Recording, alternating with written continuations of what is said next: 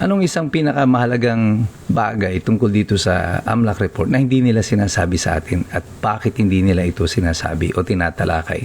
Ito po muli si Attorney Mike Operario at pag-usapan natin yan.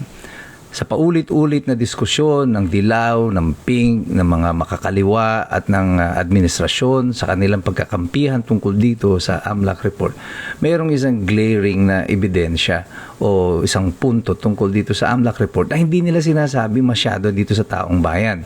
Na ang pinag-uusapan nila na mga supposedly ay bilyon-bilyon na transaksyon ay covers mga transaksyon ng Vice Presidente simula pa nung siya ay nag-umpisang manungkulan bilang Vice Mayor or Mayor ng Davao City. At it covers a period of around 18 years.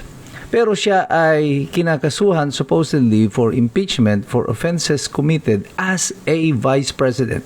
That means it covers periods only from 2022 up to 2025. Kasi kung pag-uusapan natin yung figure na yon, ang total covered transactions na inireport po ng AMLAC dyan is only about 62 to 68 million pesos. Hindi po billion-billion. Pero bakit hindi ito ang pinag-uusapan o hindi ito dinidiscuss? Kahit doon sa Kongreso, hindi tinatanong yung 2022 to 2025 specifically. Well, because hindi nito susuportahan yung kanilang naratibo, yung kanilang teorya na bilyon-bilyon piso ang pera ng Vice Presidente.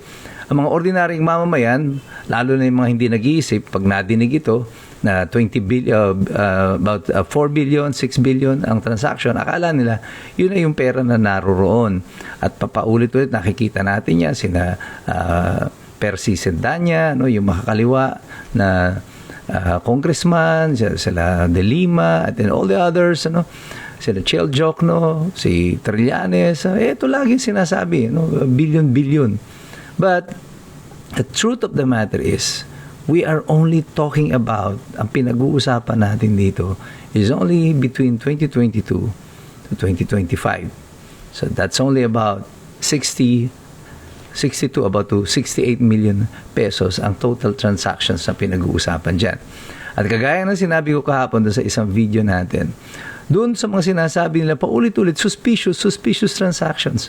Pero walang nagmabanggit until I think the other day, napag-usapan ito na yung suspicious transactions na yan, 30 of them, but 29 of them involves 1 peso transaction. Ibig sabihin, ang naging transaksyon, hindi po milyon-milyon, hindi bilyon-bilyon, piso. 29 transactions which were flagged or tagged ng bangko as being suspicious kasi napakaliit nung halagang involved. Is that enough for impeachment? No, definitely not. Is it enough para mag-file ang AMLAC ng kaso against the Vice President for this supposedly suspicious 29 transactions na piso lang ang involved? Nakakahiya naman yan na itong mga bilyon-bilyon na nawawalang pera ayon sa testimonya ng 18 Marines reaches up to 805 billion. Wala kayong mga kibo, kayong mga madilaw, mga pink, makakaliwa.